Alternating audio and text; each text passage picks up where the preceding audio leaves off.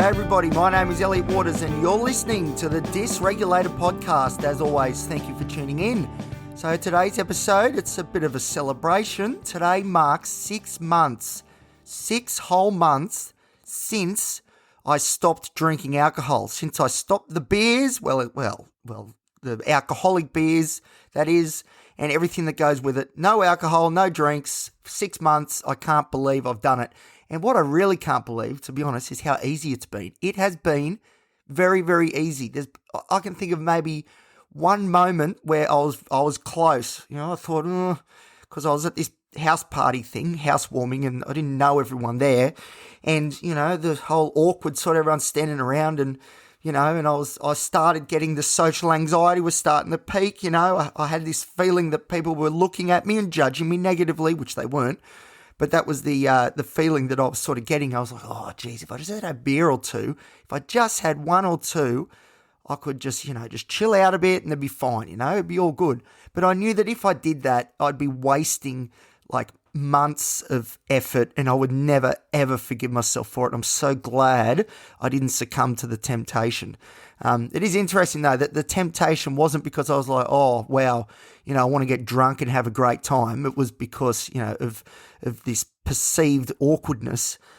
So, like, what I mean is that what's interesting to me is that the feeling of being drunk and going out and getting absolutely obliterated, that hasn't really, you know, hasn't really applied to me at all over this 6 months. I haven't missed it one iota.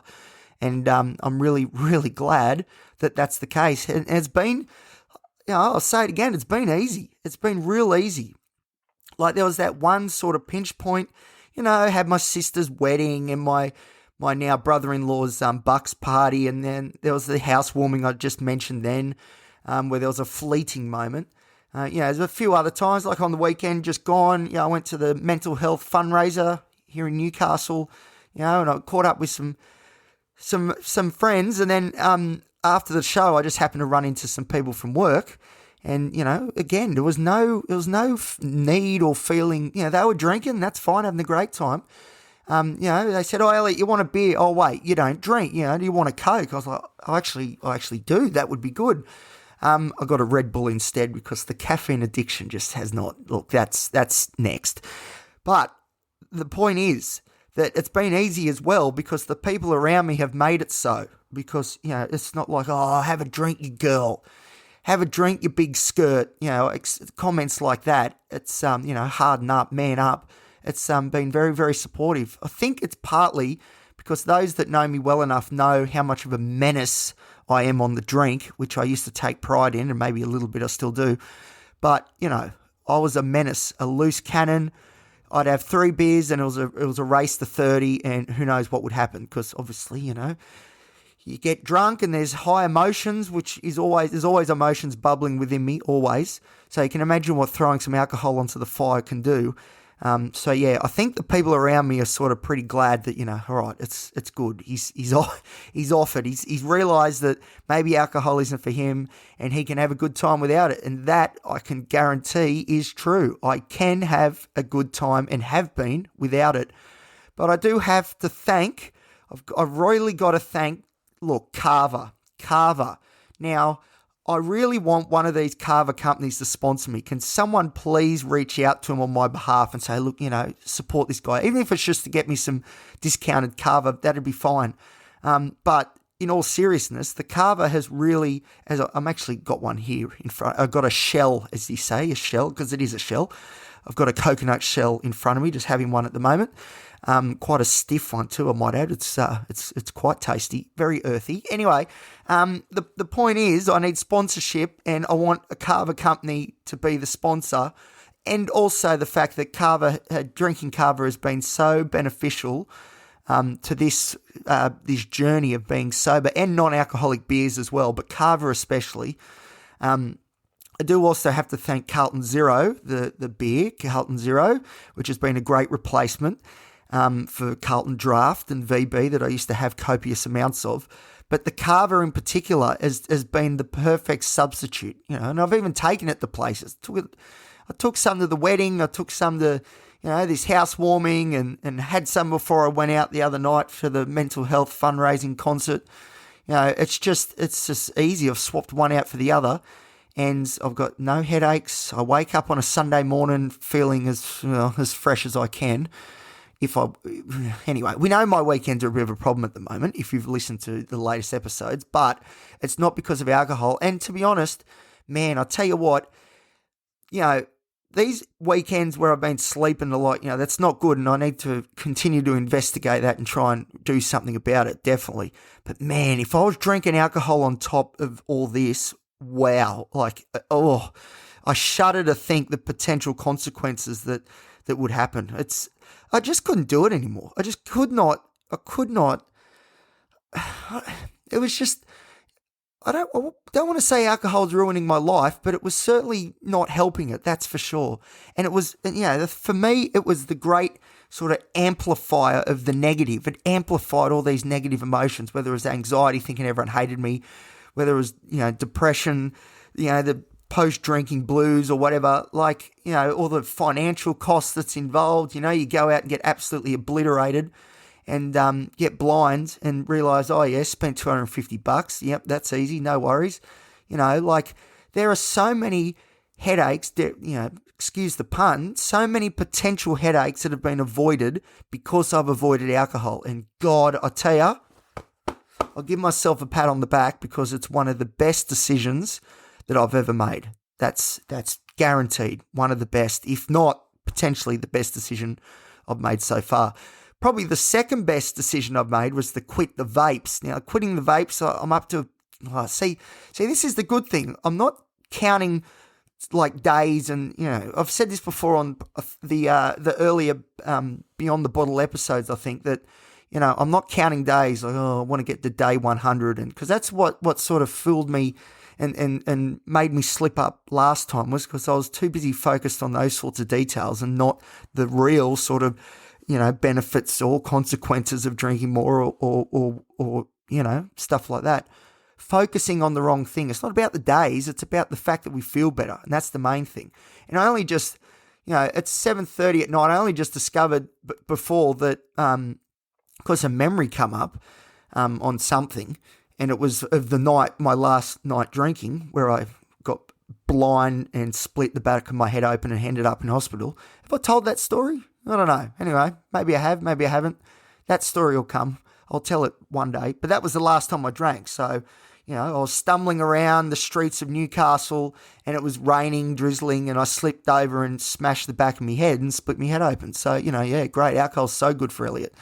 But the only reason I knew it was 6 months was because this memory thing sort of popped up. I was like, that's pretty cool. That's a good milestone. But, it's not the be-all and end-all, that's for sure. But yeah, the vapes would be number 2 when it comes to best decisions I've made lately, at least. The vapes, on the other hand, have been a lot harder. I've had some pretty, even today, I was craving some nicotine, those little breaks of just stand there puffing away, sort of chilling out, it's a whole sort of ritual. And that's why, things like alcohol, but especially vapes for me, it's because it was a ritual. Whenever I was having a little break at work or, I was a little bit stressed or whatever, the vape had come out, and it becomes second nature. And it's that ritual that still I associate with it, which I need to, eventually over time I'll leave behind. But the vape has been a lot harder, definitely. But then there's evidence like today. So, I don't want to toot my own trumpet too much, but, today I went to the gym, and third time back this week. I'm keeping it low key, but your boy's back, all right? So just get ready. Follow me on Instagram, elliot.t.waters. There's going to be some really good shots of my physique coming, all right? I'm just letting you know. But I went to the gym, had a good workout. Then I did something I haven't done in a very long time, and I don't want to talk about it too much because I keep jinxing myself, but I went for a run. And let me tell you, the run today was unbelievable. It was, I felt so, don't get me wrong, I was dragging my fat ass around, but at the same time, I had a bit of oomph. There's this sort of little circuit thing. It's like 3K. It's got a bit of a hill in it and stuff.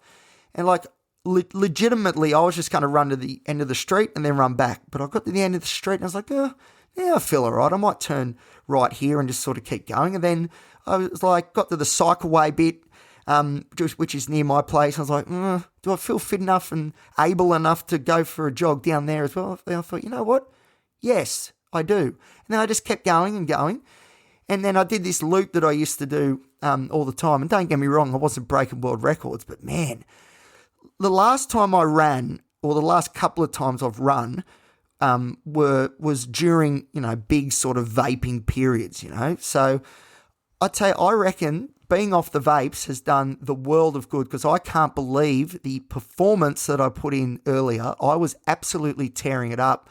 And it was great. I legitimately had a grin on my face, a very painful grin on my face, because I was like, yeah, we've still got this. Like the last times I ran when I was on the vapes, it just didn't feel right. I was so unfit and just lagging. Like, again, I don't want to toot my own trumpet, but I've run marathons and used to be a New South Wales representative in middle distance running. And, running is a huge part. If you've listened to the early episodes of this podcast, running has been a huge part of my identity for a long time. And previous to today, the ones that I've done more recently, which admittedly were a while ago, I just didn't feel it. I was like, ooh, this isn't good. I'm nowhere near any sort of shape that I want to be in. This is really bad. But today's run has given me a lot of confidence. It's like, yeah, we're off the vape, we're off the drink. We're starting to look after ourselves a little bit more. And as a result, not a bad little performance today, and it's a good little foundation to build on, that's for sure. Because that's, today's been great as far as the gym and the running goes, but, it's got to be sustained. That's the key. It's the key with me with everything.